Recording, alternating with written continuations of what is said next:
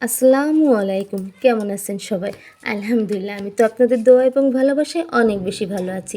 এই যে আজকে রান্না করছি পালং শাক, একদম বাসার ক্ষেতে লাগানো পালং শাক। পালং শাক কিন্তু যে কোনো মাছের মাথা দিয়ে খেতে অনেক বেশি ভালো লাগে।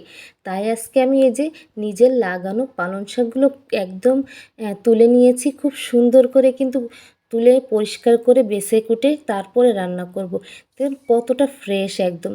তো পালং শাকগুলো কিন্তু খুব ভালোভাবে ধুয়ে পরিষ্কার করে একটা কড়াইতে পালং শাক আর একটু লবণ দিয়ে দিয়েছি। সামান্য একটু হলুদও কিন্তু এ পর্যায়ে আমি দিয়ে দিব।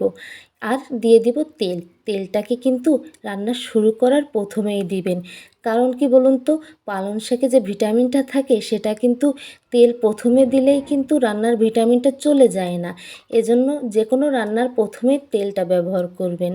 এই যে এখন আমি কিন্তু একটু ভালোভাবে নাড়িয়ে নিব।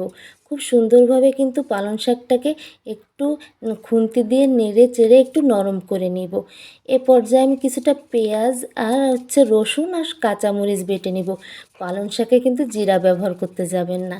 এমনি পেঁয়াজ রসুন আর কাঁচামরিচ দিয়ে পালং শাক রান্না করে দেখবেন, অনেক বেশি মজার হয়। আর পেঁয়াজের পরিমাণটা কিন্তু একটু বেশিই রাখবেন।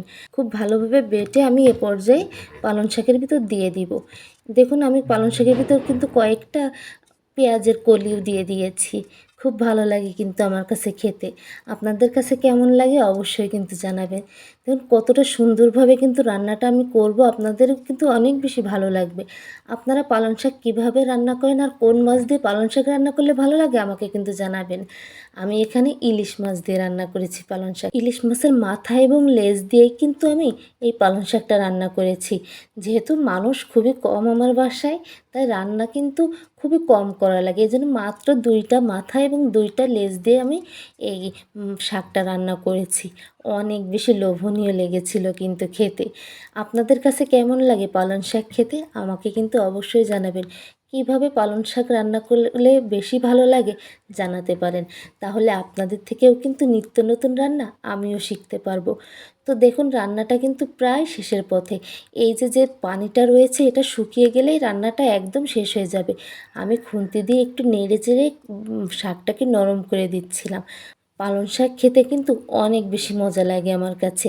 পালং শাকে কিন্তু প্রচুর পরিমাণে ভিটামিন রয়েছে। আপনারা কিন্তু খুব সহজেই এই পালং শাক রান্না করে সবার মন জয় করে নিতে পারবেন। একটু একটু সময় নিয়ে রান্না করবেন, তাহলে খেতে অনেক বেশি ভালো হবে। দেখুন আমি একটা প্লেটে সাজিয়ে নিয়েছি। ঠিক কতটা লোভনীয় লাগছে। আমার কাছে তো পালং শাক খেতে অনেক বেশি ভালো লেগেছিল। আপনাদের কাছে কেমন লাগে পালং শাক এবং আজকের এই ভিডিওটি কেমন লেগেছে আপনাদের কাছে অবশ্যই আমাকে জানাবেন। সবাই ভালো থাকবেন আর আমার ইউটিউব চ্যানেল শিরিন কুকিং ক্রিয়েশনের সঙ্গে থাকবেন। ফেসবুক পেজ শিরিন সুলতানা ইতি। আপনারা চাইলে কিন্তু আমাকে একটু ভালোবাসা দিতে পারেন। সবার জন্য অনেক অনেক বেশি ভালোবাসা রইল।